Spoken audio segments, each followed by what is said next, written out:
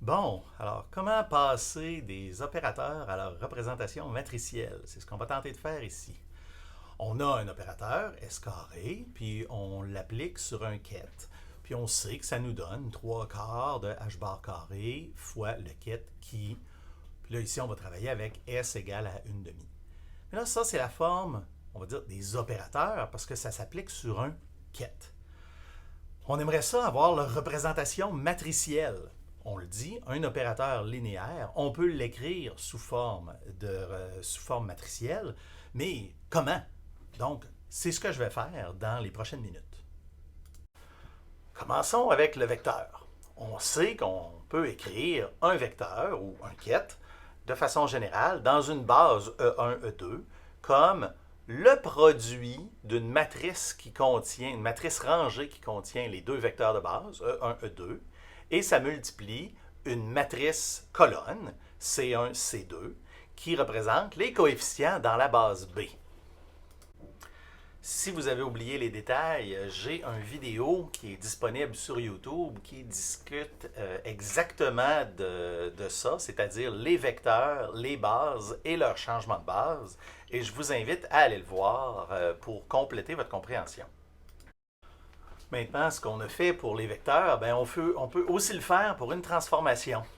Donc, on peut dire qu'un opérateur, là, que je vais écrire en caractère gras ici, on peut dire que ça peut s'écrire comme le produit de sa représentation matricielle qui est coincée entre une matrice rangée des quêtes de la base et une matrice colonne des bras de la base.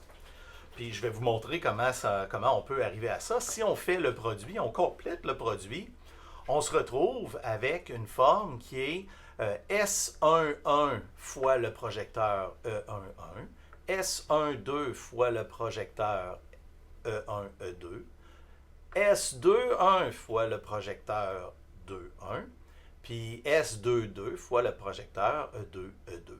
Donc, ça fonctionne. Ensuite, on peut utiliser cette représentation-là, qui est vraiment l'opérateur, parce que vous voyez que ça s'applique sur des quêtes. Ça ne s'applique pas sur des composantes. OK? Je réécris donc la forme S opérateur sur ket qui avec les deux représentations qui utilisent leur forme matricielle.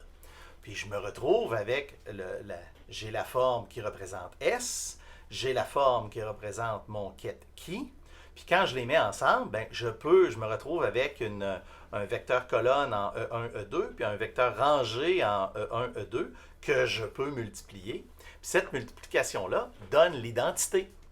Je me retrouve donc avec une version simplifiée où j'ai la partie qui est la représentation matricielle fois les composantes de mon vecteur.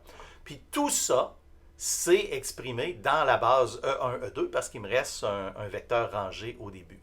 Donc maintenant, si j'utilise toujours la base E1, E2, ben, je peux tout simplement décider de l'enlever puis de dire que c'est implicite et travailler dans la forme matricielle.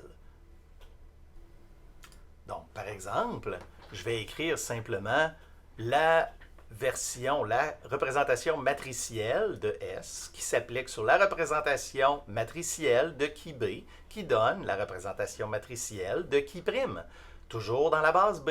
Fait que là, maintenant, je travaille uniquement avec des matrices parce que c'est implicite que si je veux retourner, j'ai le droit de travailler avec les composantes, puis si je veux retourner dans la base des quêtes, ben je vais multiplier mes composantes par la base que je vais mettre dans une rangée. Je vais mettre un vecteur rangé E1, E2, puis je vais multiplier les composantes et ça va me redonner mon vecteur ou mon quête.